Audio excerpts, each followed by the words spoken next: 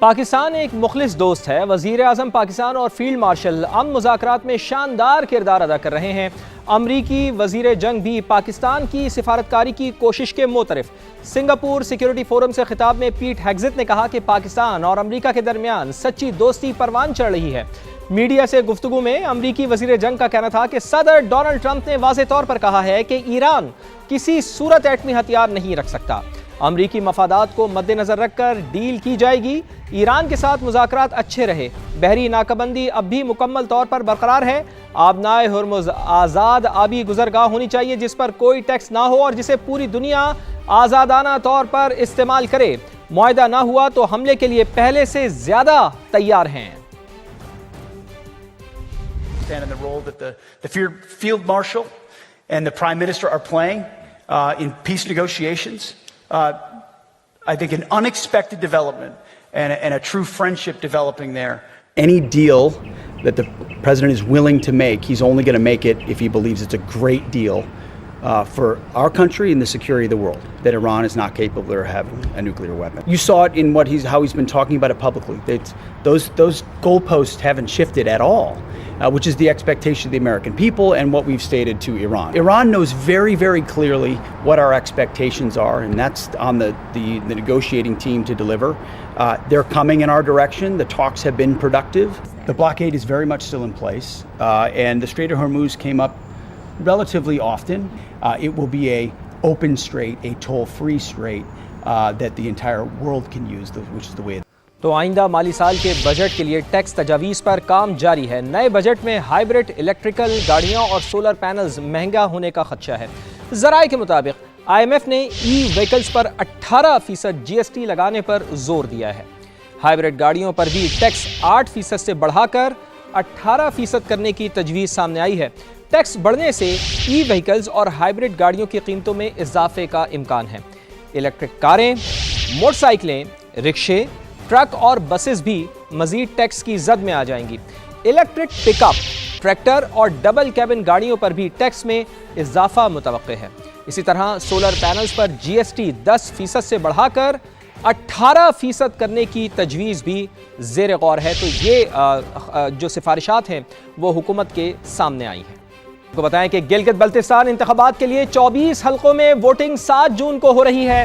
9.5 لاکھ سے زائد ووٹرز اپنا حق رائے دہی استعمال کریں گے۔ پیپلز پارٹی کے 23، نون لیگ کے 22 اور آئی پی پی کے 15 امیدوار میدان میں ہیں۔ الیکشن میں 8 خواتین بھی حصہ لے رہی ہیں۔ پی پی، آئی پی پی اور پاکستان نظریاتی پارٹی نے ایک خاتون کو ٹکٹ دیا ہے۔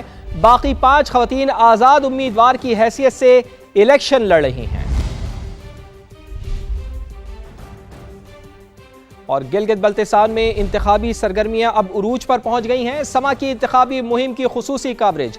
گلگت بلتستان کے 24 حلقوں میں مجموعی طور پر 395 امیدوار میدان میں ہیں، جہاں ہر حلقہ ایک سخت انتخابی معرکے کی تصویر پیش کر رہا ہے۔ مزید جان لیتے ہیں اپنے نمائندے ٹکا خان ثانی سے، جو اس وقت گلگت بلتستان میں ہی موجود ہیں۔ ٹکا خان ثانی، آپ بتائیے کہ گلگت بلتستان میں آپ کہاں پر موجود ہیں اور انتخابی معرکے کے حوالے سے کیا تیاریاں ہیں یہاں؟ جی بالکل، اس وقت میں گلگت شہر میں موجود ہوں اور یہاں پہ زبردست انتخابی مہم شروع ہو چکی ہے اور خاصی گہما گہمی نظر آتی ہے۔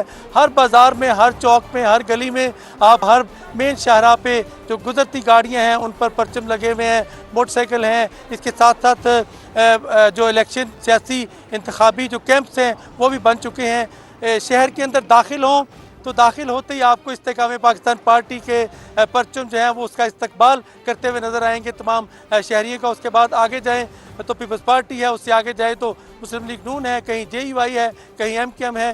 تو یہ بڑا زبردست ماحول ہے یہاں پہ۔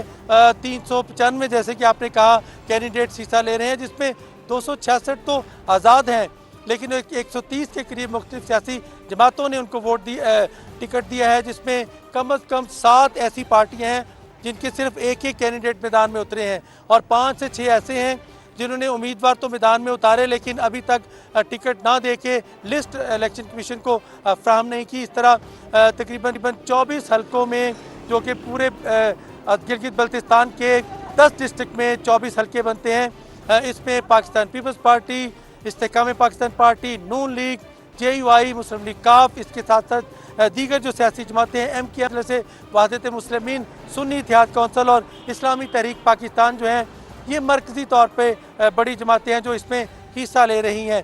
और ज़बरदस्त गहमा गहमी का ये आलम है कि आपको हर चौक में परचम नज़र आएंगे, हर चौक में लोग सियासी बहस करते नज़र आएंगे, हर चौक में लोग अपने अपने उम्मीदवार के हक में परचम लहराते नज़र आएंगे। अभी भी मेरे अकब में आप देख सकते हैं ये लोग परचम लहरा रहे हैं इस्तेकाम पाकिस्तान पार्टी का और बड़े पुरजोश हैं। और इस बिल्कुल मेरे पीछे अकब में फतेहुल्लाह खान है जो कि PP जो GB1 से इलेक्शन लड़े। इसमें इस शहर में 3 GB1, GB2, GB3 है। इसमें बड़े बड़े ज़बरदस्त उम्मीदवार मैदान में उतर रहे हैं, बड़े ज़बरदस्त उम्मीदवार यहाँ पर मैदान में उतर रहे हैं और इंतखाबी सरगर्मियाँ इस वक्त उरूज पर पहुँच चुकी हैं। टिक्का खान सानी आप चूँकि गिलगित बल्तिस्तान से हमारे साथ मौजूद हैं और गिलगित शहर से आप हमें आगाह कर रहे थे, आपसे अपडेट लेते रहेंगे। बहुत बहुत शुक्रिया, टिक्का खान सानी हमारे साथ मौजूद थे और गिलगित के इंतखाबात के हवाले से समा मुसलसल अपनी ज़िम्मेदारियाँ पूरी करता रहेगा और आपको आगाह रखेगा। आगे बढ़ते हैं और आपको बताते हैं कि साबिक़ स्पीकर कौमी असम्बली असद कैसर ने गिलगित बल्तिस्तान के इंतखाबात के लिए इलेक्शन कमीशन से तमाम जमातों को लेवल प्लेइंग फील्ड देने का मुतालबा कर दिया है। इस्लामाबाद में प्रेस कॉन्फ्रेंस करते हुए पंजाब पुलिस मुझे गिलगित बल्तिस्तान जाने से कैसे रोक सकती है, ऐसा उन्होंने कहा। जुनेद अकबर को इलाका बदर करना गिलगित बल्तिस्तान के अवाम की तौहीन है, ये भी कहा। पंजाब पुलिस कैसे वो मुझे GB से रोकने के लिए कड़ी थी। बुनियादी कानूनी हक है कि मैं जाके अपनी पार्टी का मंशूर बता सकूं। जो इलेक्शन कमीशन का चेयरमैन है उसकी रिस्पांसिबिलिटी है कि वो तमाम पॉलिटिकल पार्टीज को लेवल प्लेइंग फील्ड दे, कि वो तमाम पॉलिटिकल पार्टीज को इक्वल अपॉर्चुनिटी दे, कि वो तमाम पॉलिटिकल पार्टीज को वो मौके दे कि वो पब्लिक के पास अपना मंशूर बताएं। और ऐसे में साबिक़ वफाकी वज़ीर ख्वाजा साद रफ़ीक ने कहा है कि इस्लामाबाद एयरपोर्ट के बाहर पहुंचे तो देखा पुलिस ने तमाम ट्रैफिक रोकी हुई है। आज मुझे इंतखाबी मुहिम के सिलसिले में स्कर्दू जाना था, कोशिश के बावजूद ट्रैफिक ब्लॉक की कोई माकूल वजह बयान नहीं की गई। एक्स पर पैगाम में ख्वाजा साद रफ़ीक ने कहा कि स्कर्दू के लिए मुझ समेत 13 मुसाफिरों की फ़्लाइट मिस हुई। एयरलाइन ने भी ट्रैफिक की बंदिश के बावजूद फ़्लाइट को वक्त से पहले बंद कर दिया। हमारे गिर सैकड़ों मुसाफिर ख़वातीन बच्चे बुजुर्ग गर्मी में रुल रहे थे। ख्वाजा साद रफ़ीक ने ऐसा बताया।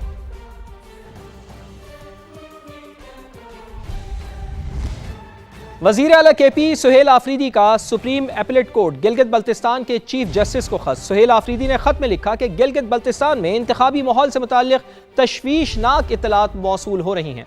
एक सियासी जमात की नक्ल हरकत पर पाबंदियों की इत्तलात हैं। सुहेल आफरीदी ने ख़त में सियासी कारकुनान और रहनुमाओं की हरासानी पर शदीद तशवीश का इजहार किया। ऐसी सूरत हाल इंतखाबी अमल की शफाफियत और साख को मुतासर कर सकती है। सुहेल आफरीदी ने कहा कि अदालत आज़ाद, शफाफ और गैर जानिबदाराना इंतखाबात के लिए मुतालिका इदारों को हिदायत जारी करे। सियासी कारकुनान और जमाती क़यादत के खिलाफ गैर कानूनी हिरासानी को रोका जाए। तोड़ दी गई। मुल्ज़मान ने दुल्हे के वालिदैन पर भी शदीद तशद्दुद किया। मज़ीद जान लेते हैं, समग्र नुमाइंदे अमजद खान हमारे साथ मौजूद हैं। अमजद, तफसीलन बताइए क्या मामला है ये और पुलिस क्या बताती है? की शादी का ये वाक़या यहाँ पाटपतन के गांव सिद्धू पिपली में पेश है, जिसमें पुलिस की जानिब से बताया जा रहा है कि दुल्हन वालों की जानिब से दूल्हे को जो है फायरिंग करके कत्ल कर दिया गया, जबकि दुल्हन के बाजू और टांग में तोड़ दिए हैं। पुलिस मुल्ज़मान दुल्हे के वालिद और वालदा पर भी वहशियाना तशद्दुद करते रहे, जिसके नतीजा में 4 अफराद जख्मी हुए, जिन्हें रेस्क्यू की जानिब से अस्पताल मुंतकिल कर दिया गया है। मकतूल का वालिद का कहना है कि मकतूल ने 5 माह कबल पसंद की शादी की थी और बहू जो है वो 3 माह की हामला भी थी। पुलिस ने अब मकतूल के वालिद की दरखास्त पर कत्ल, इक़दाम कत्ल और अगवा की दफात के तहत 10 अफराद के खिलाफ मुकदमा दर्ज करने के बाद तफ्तीश शुरू कर दी है। जी बहुत शुक्रिया आपका। मिसिंग पर्सनस के झूठे प्रोपेगेंडे के खिलाफ अहम पेशरफ्त। कानून नाफिज करने वाले इदारों को हबीबा पेपर जान से मुताल्लिक़ कीमती शवाहिद मिल गए हैं। 25 मई 2026 की रात कराची से एक खातून हबीबा पीरजान को लापता करने का झूठ फैलाया गया। चंद घंटों में पोस्ट तैयार हो गई। हमदर्दी के नारे तैयार हुए कि बेगुनाह बलोच खातून को उठा लिया गया है। तफ्तीश में हबीबा पीरजान का नाम मुबैना नज़रियाती सहूलतकार, भर्ती में मुआविन, दहशतगर्द अनासर से राब्ते रखने और लॉजिस्टिक सपोर्ट फराहम करने वाली शख्सियत के तौर पर सामने आया। हबीबा पीरजान की गिरफ्तारी के लिए कानून नाफिज करने वाले इदारों की सरतोड़ कोशिशें जारी हैं।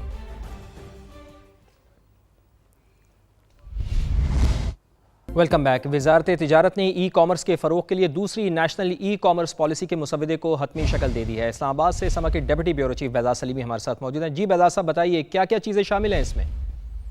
जी, पाकिस्तान में ई कॉमर्स के फ़रोग और डिजिटल मईशत की तोसी के लिए अहम पेशरफ्त हुई है कि वजारत तिजारत ने दूसरी नेशनल ई कॉमर्स पॉलिसी के मसवदे को हतमी शक्ल दे दी है, जिसका मकसद 2030 तक पाकिस्तान की आलमी ई कॉमर्स मार्केट तक रसाई को तेज करना और मुल्की कारोबारी अदारों को बैनुल अक़वामी डिजिटल तिजारत से जोड़ना है।